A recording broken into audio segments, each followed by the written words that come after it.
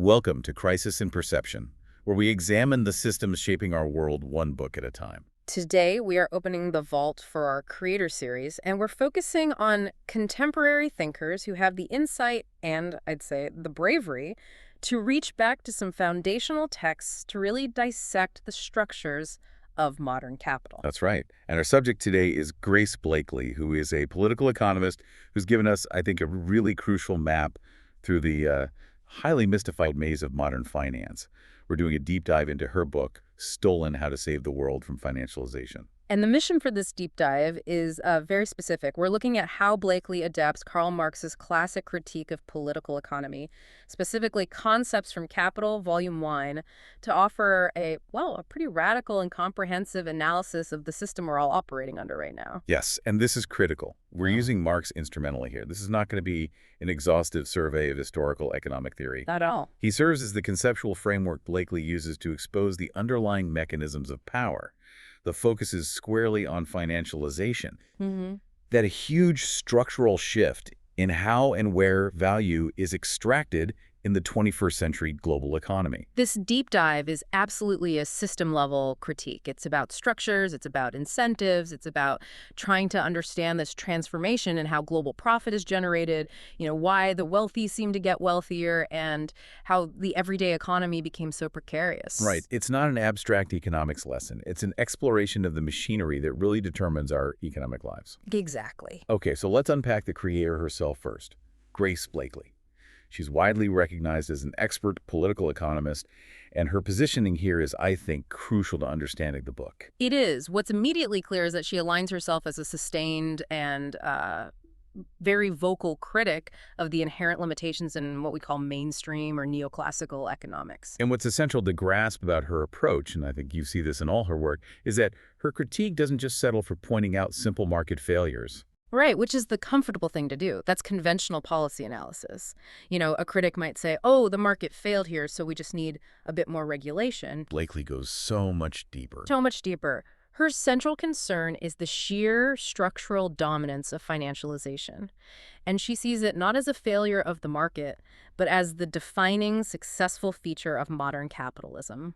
So the core mechanism of the economy has just fundamentally shifted over the last few decades. The rules of the game have changed completely. And the textbooks haven't caught up. They haven't. And that systemic focus is precisely why she explicitly aligns herself with Marx, not as a conventional economist, but as a severe critic of political economy. And that alignment is so important. It immediately places her analysis outside the conventional economic thought that dominates, academia, government policy, media commentary. It does.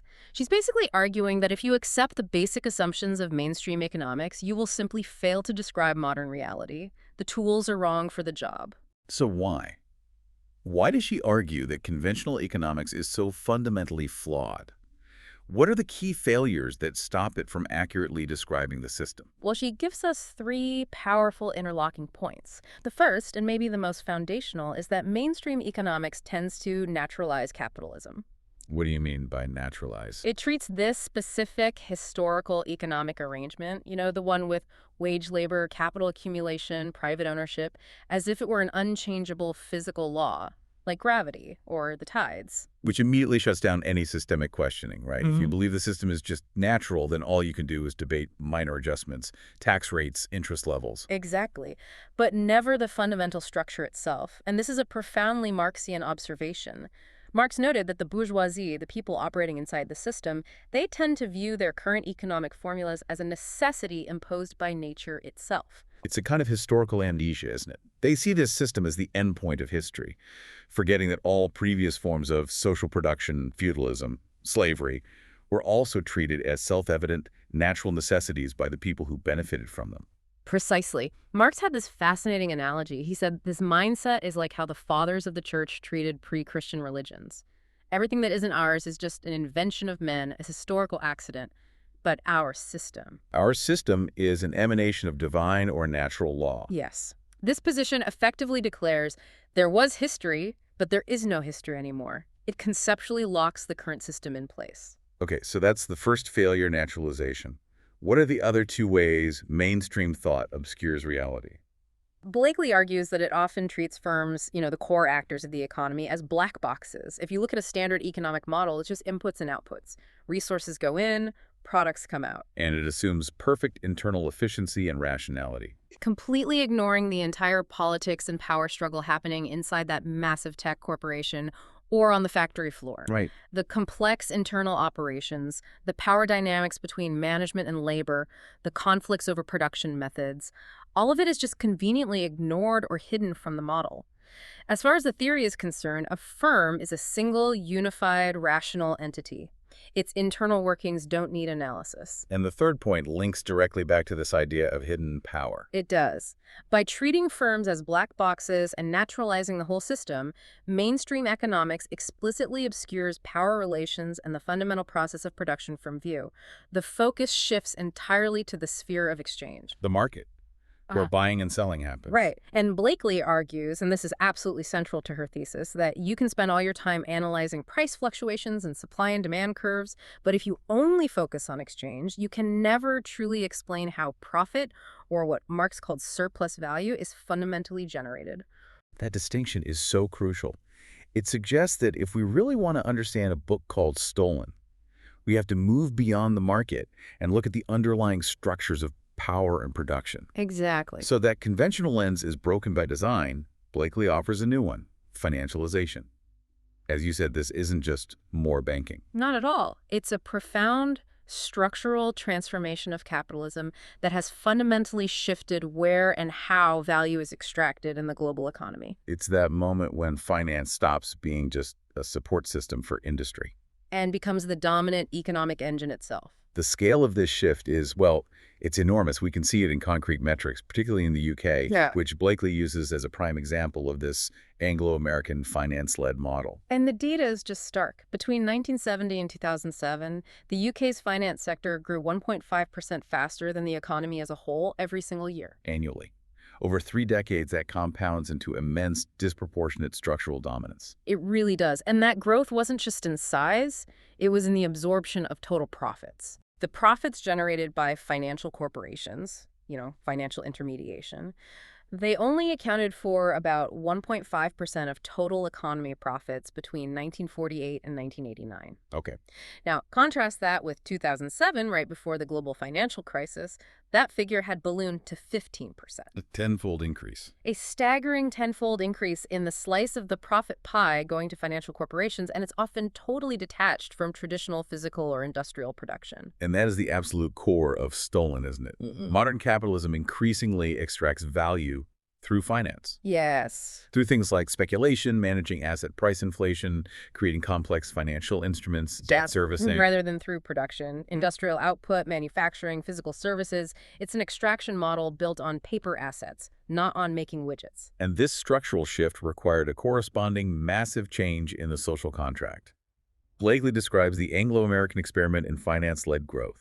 It's a great phrase. If you think about the traditional post-war system, it relied on rising real wages and robust public investment to determine household prosperity. This new experiment systematically replaced those drivers. Replace them with what then? With a fundamental reliance on debt and private wealth. Specifically, the appreciation of assets like housing. Since wages were stagnating, debt became the engine for maintaining consumption. It was a way to paper over the failure of the underlying productive economy to deliver rising incomes for most people. This is the part of the analysis that just hits hardest, I think, because the data shows exactly how this debt mechanism was necessary just to keep people afloat. Look at the numbers. Household debt reached a staggering 145% of disposable incomes in 2007. And since the crisis, while we've heard a lot about deleveraging, unsecured household debt, so the kind not backed by assets, we're talking credit cards, personal loans, that sort of thing, has actually reached its highest levels ever. And we have to place this side by side with the fact that this entire period of financial dominance occurred alongside the longest period of real wage stagnation that the UK has experienced since the Napoleonic Wars. It's unbelievable. People just weren't making more money, so the system incentivized or maybe even compelled them to use debt just to afford basic necessities. And this leads us directly to the structural consequences. Blakely identifies two major ones: instability and inequality. Okay, let's start with instability. She draws heavily on the work of Hyman Minsky here. She does. He built on Keynesian ideas, and Minsky famously argued that stability is destabilizing. Now, that feels like a contradiction. If a system is stable, shouldn't it stay stable? How does stability actively create its own destruction? It's a really profound insight into human psychology within financial markets.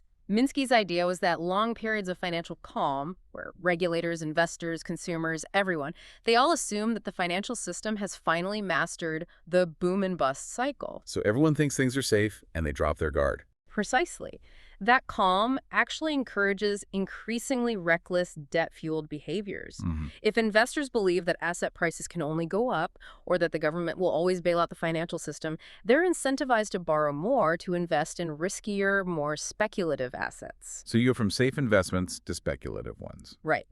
This process systematically transforms sound financial positions into speculative positions, and then speculative positions into what he called Ponzi positions, where the borrower can only service their debt by continually refinancing it. This inevitably leads to widespread financial fragility and eventually periodic bubbles and panics. Like the housing market leading up to 2008. The perfect example. The widespread belief that housing prices could never fall created the very stability that encouraged the issuance of extremely risky mortgage-backed securities, which ultimately destabilized the entire global system. And this ties back to a crucial distinction that Blakeley uses from Keynes between quantifiable risk and unquantifiable uncertainty. This is pivotal for understanding why bubbles form. Risk is what you can model mathematically. You can quantify the probability of a default or the chance of an event occurring. Like rolling a dice. You know the odds? Exactly. But uncertainty is totally different. It's unquantifiable. You can't measure the probability that a totally new technology will disrupt an entire industry, or a global pandemic will shut down international shipping, or a major war will erupt. When investors get into these periods of intense optimism, they psychologically confuse uncertainty with risk. They start acting like they can predict the unpredictable. Yes. They assume they can accurately model future returns on any asset, which leads them to borrow aggressively and push asset prices way higher than any underlying value justifies. That psychological shift, driven by the perceived safety of a stable environment, is what drives systemic instability. Okay, that covers instability. Now, the second major consequence is radical inequality, which you said is intrinsically linked to political capture. How does financialization achieve this capture? It happens when policymaking starts to judge economic success really narrowly by highly technocratic measures, GDP growth, controlling inflation, unemployment figures.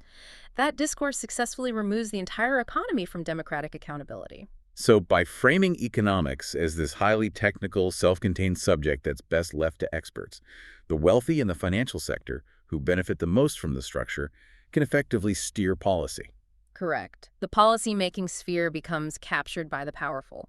Decisions about macroeconomic policy, even seemingly neutral ones like setting interest rates or controlling the money supply, can then be based on protecting the returns on financial assets and for the wealthy, rather than prioritizing the long-term needs and stability of the wider population. So the appearance of objective technical governance becomes a mask. A mask for serving vested interests. Okay, so to properly critique a system that has so mystified its own operations, Blakeley argues we need a better framework than mainstream economics provides, and this is where Marx's Capital, Volume 1, comes in. Right, not as an ideology, but as a conceptual toolkit. We have to selectively use his ideas to understand the fundamental source of value extraction. This really is the foundation upon which Stolen is built, and we have to start with the single, most basic unit of capitalist society: the commodity. The commodity. For Marx, a commodity has two fundamental properties that classical political economy really struggled to reconcile. The first is simple enough: use value. This is its physical utility. It satisfies some human want or need: food, a phone, shelter. It's about physical usefulness. The second is much more abstract: exchange value. This is its value when you trade it for another commodity on the market. And Marx showed that this exchange value arises because underneath all the superficial differences of physical goods, all commodities are essentially comparable as a congelation of undifferentiated human labor. So if I'm understanding Blakeley's adaptation here, what Marx showed is that underneath the price tag, whether it's a car, a coffee, or a complex financial derivative, all those different things can be compared because they're measured by one single shared metric. Yes, the average time a human spent working on them. It's what he called socially necessary labor time. And that's the crucial move. Because the pivotal breakthrough, the secret of profit, lies in the fact that the capitalist doesn't buy the worker. No, they buy the worker's labor power. That is, the capacity to work for a specific period of time. And this labor power is itself a unique commodity. And like any commodity, labor power has a value. So how is that value determined? Its value is determined by the labor time necessary for the worker's own production and reproduction. So, in simple terms, it's the total cost of the worker's means of subsistence required to maintain them day to day. Food, clothing, housing, transport. And supporting their families so that the next generation of labor is available. Right. And this is where Blakeley emphasizes a critical detail that makes Marx so relevant today. The value of labor power isn't just biological subsistence. It's not just enough to keep the worker alive. No, Marx explicitly included a historical and moral element. Absolutely. The definition of what counts as necessary sustenance is not fixed by biology. It depends on the degree of civilization, the established habits and comfort levels of the class of free laborers in a given country, and the outcome of historical class struggle. So for a modern industrialized nation, the means of subsistence has to include far more than just bread and water. We're talking about things like the cost of childcare, access to education, basic internet access, health services. All the modern socially mandated necessities required to reproduce a laborer in a 21st century economy. It's a dynamic concept, not a fixed one. Exactly. And that detail is crucial because it differentiates his view from the simplified idea that wages are just kept at the starvation minimum. They're kept at the level required to reproduce labor under the given social and historical conditions of the time. Okay, now we arrive at the central mystery that classical economics couldn't solve: surplus value. If all commodities, including labor power, are exchanged at their true values, and the capitalist buys labor power at its value, where does profit come from? It can't come from just selling high or buying low. In the sphere of exchange, that's just moving existing value around. One person's gain is another's loss. Right. The creation of new surplus value happens only because the laborer can work for longer than the time required to reproduce the value of their own labor power. So the magic happens in the gap between the value the worker creates and the value they receive as a wage. Precisely. If it takes, say, 4 hours of labor time to produce the value equivalent of the worker's daily wage, their means of subsistence, their historically determined living standard, but the capitalist has purchased the right to command the laborer's capacity for 8 or 10 hours. Those remaining hours are unpaid labor. That extra uncompensated labor is the source of surplus value, which the capitalist then appropriates as profit. And this appropriation reveals the deepest insight of all. Capital is a social relation. It's not just a pile of accumulated cash or machinery. It's the dynamic relationship that subjects human activity, the process of production, where that surplus value is created, to its own immutable law, the endless drive for the self-expansion of value. The wealth itself, the means of production, only becomes capital when it's used in a specific social relationship to hire property-less laborers to produce surplus value. The whole system is upheld by an illusion. The repeated purchase and sale of labor power, the market exchange we all participate in, acts as a mere semblance, as Marx put it. It totally mystifies the brutal reality happening inside the factory or the service economy office. And that is why Blakeley insists on this framework. The market, the sphere of exchange, cannot explain the system. If you try to analyze modern capitalism based on market mechanisms alone, you are perpetually trapped in the surface appearances. To understand why value is stolen, you have to follow that classic critique and look beyond exchange into the hidden abode of production. That's it. The actual site where surplus value is created and appropriated, whether that site is a physical factory or a debt-fueled financial transaction. Okay, that gives us the foundational model of appropriation. Now let's apply Blakeley's analysis. How has financialization transformed this fundamental Marxian relationship? She sees this shift not as an abolition of the critique, but as an extension of it into new terrain. Right. In the industrial era, which Marx analyzed in such detail, value was extracted primarily through direct wage exploitation within the physical factory. The constant, intense struggle was over the length and intensity of the working day. Factory owners were trying to minimize the necessary labor time the worker needed, while maximizing the hours of surplus labor they commanded. The political struggle of the 19th and early 20th centuries was literally focused on fighting for the last working hour, because that hour, as Marx showed, often determined the manufacturer's entire net profit. It was a visible, physical confrontation over time. But in the financialized era, Blakely argues the extraction shifts profoundly away from the factory floor and direct wage struggles. Towards what she calls asset extraction, which is mediated through complex financial instruments, shifts in corporate governance, and, crucially, through debt. And this shift wasn't accidental. It was ideological. Blakely identifies the key turning point as the rise of the shareholder value ideology starting around the 1980s, primarily in the US and UK. Yes.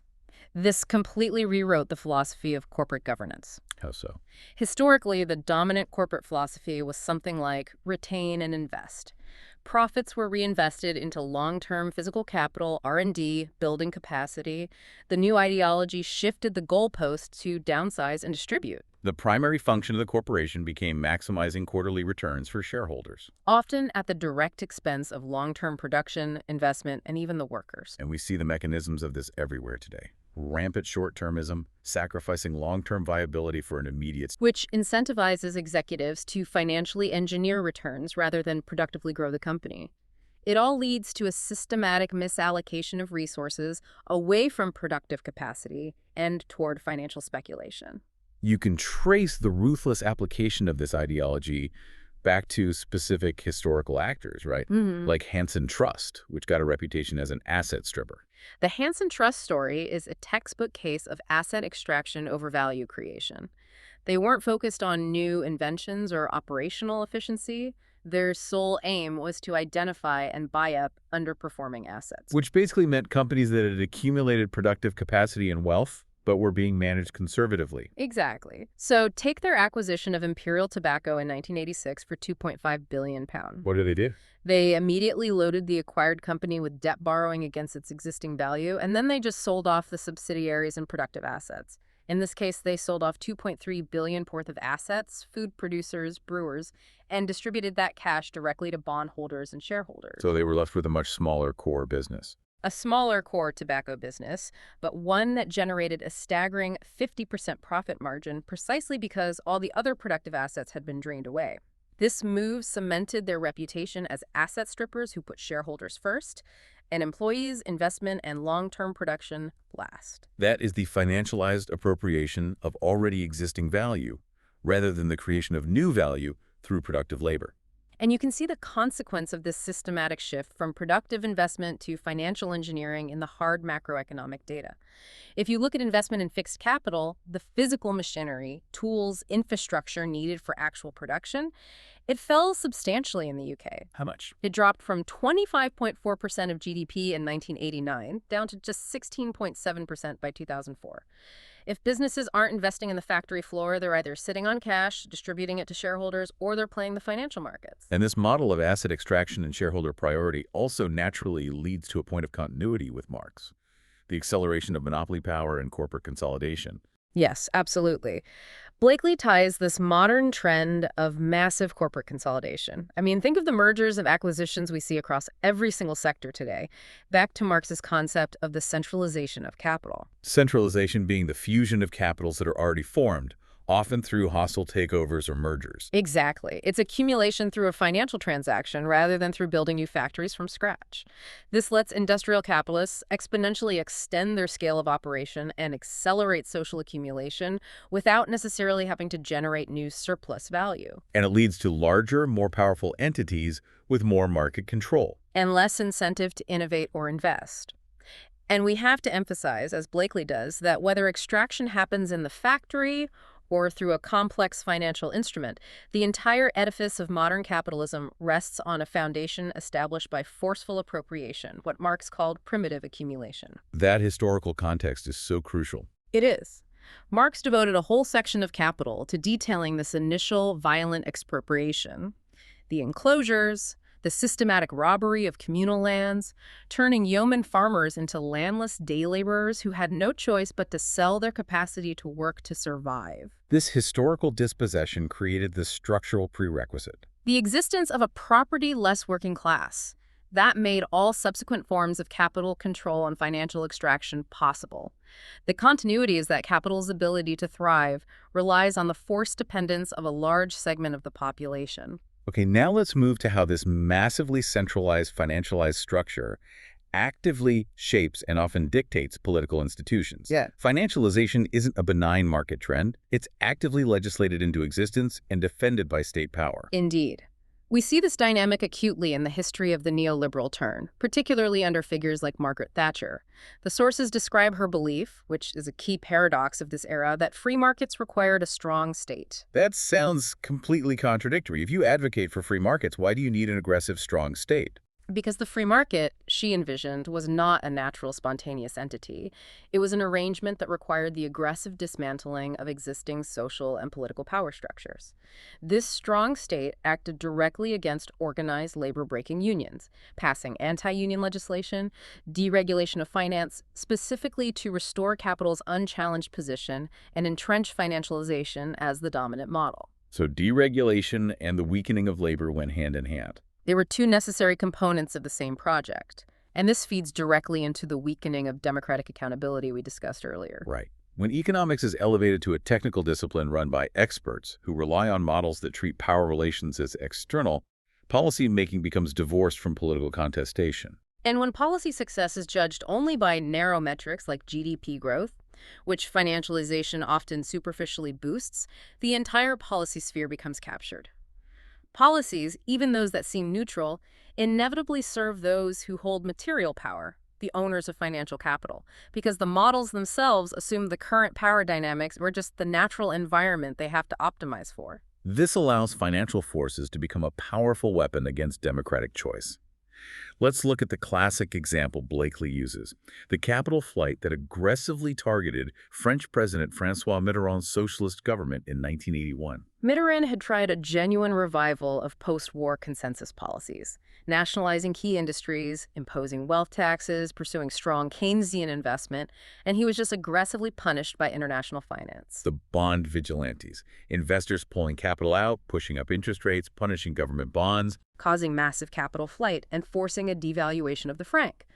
But Blakeley's crucial insight here is that neoliberal politicians in the UK and US weren't just terrified into submission by these forces, they actively worked with them. They understood that the aggressive reaction of the markets provided perfect political cover. Exactly. They used a market's reaction as a shield to invoke the harsh, allegedly unavoidable logic of market competition and justify imposing politically unpopular neoliberal policies on an unwilling populace. They could then claim definitively there was no alternative. There was no alternative to austerity, privatization, and deregulation. Any attempt at socialist or even moderate state experimentation would, they argued, inevitably be punished by the all-powerful and unforgiving global market. This narrative effectively defanged democracy by presenting economic policy as technical necessity rather than political choice. And the social fallout from this shift, from state protection to market discipline, is just tragic and pervasive. The state retreated massively from funding public services, the mass sell-off of social housing, all leading directly to the cost of living crisis. That withdrawal immediately increased the base costs of living for ordinary households. Utilities, transport, care costs all rose, while housing was aggressively repositioned as an asset class for wealth accumulation. Which drove up rents and mortgage costs, eating away at already stagnant incomes. And this is where the system's cruelty becomes intensely personal, the story of Jerome Rogers. It illustrates the human cost of financialization when individuals are forced to bear all the risks the state once shared. He was a 19-year-old gig economy worker, already operating in a structurally precarious industry, often making £7.50 an hour or even less before expenses. When his wages failed to keep pace with the soaring cost of living, he was pushed into crippling unsecured debt in a desperate attempt just to meet basic needs. Debt became the necessary mechanism to survive. And when he failed to pay a relatively minor council debt, his vehicle, which was essential for his gig work, was clamped by bailiffs. Overwhelmed by debt he simply couldn't service on precarious low wages, a debt ultimately traceable to the macro-structural failure of wages and public support. He tragically took his own life. His story just illustrates the ultimate consequence of the individualization of risk. It does. By forcing people to take on the costs of housing, retirement, education, and healthcare themselves, the system systematically increases wealth disparities. It channels unproductive cash held by the wealthy into real estate and financial markets, which just compounds the problem of debt and precariousness for everyone else at the bottom. Financialization makes life possible only through debt. And when that debt is challenged, the consequences are immediate and devastating. Okay, let's zoom out now and look at how these complex systemic critiques, which really demand careful reading and deep analysis, land in the modern, fragmented information environment. Blakeley's work often circulates on platforms like TikTok. Which is famously not built for a nuanced political economy. Exactly. It creates a fascinating contradiction. How do you summarize the complexity of Marx's critique, the subtle distinction between risk and uncertainty, or the history of surplus value in a minute-long video? You can't, really. It necessitates brutal simplification and compression, and as the source commentary shows, this simplification immediately leads to fragmented contestation and distortion in the comment section. You see users immediately trying to recategorize the argument to fit their existing framework. Some claim Marx was actually an economist. Which, from Blakeley's perspective, entirely misses the point that his project was a critique of the entire field and its assumptions. Others default immediately to the idea that capitalism is a natural, inevitable system, claiming it's biological in origin. Which instantly reinforces the very idea Blakeley critiques in the opening of her book, that the system is imposed by nature, not a changeable social relation born of history and power. They just refuse to treat it as a subject of political economy. The interpretation of classical thinkers also becomes a battleground. One commenter argues against the idea that Adam Smith intended to naturalize commercial society, suggesting he was actually trying to convince the aristocracy to adopt a new system. While another commenter dismisses Smith, claiming he was just a sleight-of-hand magician, convincing monarchies to make minor capitulations to the emerging owning class. The depth of the source material is just reduced to competing one-line takes. The environment fragments the argument into a series of mutually exclusive, highly reductive claims. And we can't ignore the role of the algorithmic environment itself in this fragmentation. The sources reference the use of seemingly unrelated keywords and hashtags, hashtag far right, hashtag solidarity, hashtag occupation. And the brutally honest tags for clout lol. Right. It shows how a systemic critique has to optimize itself for visibility. It has to circulate within this highly fragmented, search-optimized, and potentially polarizing digital environment just to be seen. The comprehensive, holistic understanding that Stolen is trying to provide is just constantly battling against reduction and distortion imposed by the medium itself. Which, ironically, just reinforces Blakeley's overall critique of mystification. The powerful, or those who benefit from the status quo, use institutions. And today, that absolutely includes media and digital discourse, to influence narratives and mystify the underlying structure of the system. So the fight for comprehensive systemic understanding is itself a constant battle against reduction and the tendency to naturalize complexity. Exactly. So if we synthesize the primary insights of Stolen, how to save the world from financialization, it seems the big takeaway is that contemporary capitalism is defined by this fundamental structural transformation we call financialization. Yes. This mechanism has shifted the source of profit generation decisively away from the visible exploitation of labor in physical production to the less visible extraction of value through financial assets, debt, and speculation. And the book really updates and legitimizes the classical critique. It reminds us why the critique of political economy remains absolutely vital today. It forces us to move beyond the superficial surface appearances of the market, the simple buying and selling of things, to reveal the underlying and highly mystified mechanisms of power and appropriation that define the system. It shows us the continuous reality that Marx observed, the impossibility on the part of the laborer of appropriating his own product. Yeah. That's the defining endpoint of capital as a social relation. And Blakeley demonstrates how financialization just intensifies this impossibility. It makes the appropriation of value more complex, more abstract, and less visible to the general public. Ultimately, the great revelation of financialization is that the system isn't merely about maximizing profit, narrowly defined. Not at all. It is fundamentally about maintaining and aggressively restructuring power. The power of capital over labor, the power of shareholders over corporate management, and the power of financial elites over political institutions and the regulatory state. The continuity with historical acts of forceful dispossession is clear, but the modern methods are subtler and more systemic. The imposition of massive unsecured debt, the manipulation of asset prices, especially housing, and the sophisticated capture of the regulatory state. It all serves to maintain the structure of accumulation. This entire analysis really highlights profound social, economic, and even ecological contradictions. We're living in a moment of simultaneous crises: inequality, falling productive investment, environmental decay. And Blakely asserts that we are in an extended moment of crisis, a moment of contingency and uncertainty. Stability, under the current finance-led model, she argues, cannot and will not last long. We've seen the chaos that gets unleashed by the profit motive when institutional controls break down. So what comes next is entirely contingent. It depends on human agency, on systemic understanding, and, as she says, on the existence of a force powerful enough to champion the necessary transformation of our economic and political institutions. What comes next isn't predetermined by some inevitable law of economics. No, it's determined by the choices we make in this extended moment of crisis. We owe clear credit to Grace Blakeley, the primary author of Stolen: How to Save the World from Financialization, and to Karl Marx, whose Capital Volume I provided the conceptual framework for this systems critique. We strongly encourage you to seek out Stolen and use your local libraries when possible. This project is free and publicly accessible. If you'd like to support the time, tools, and research behind Crisis and Perception, you can become a supporter on Patreon. For a shorter visual overview, see the mini explainer linked in the description. If you enjoy this kind of systems-level analysis, please like, subscribe, and comment with books or creators you'd like us to explore next.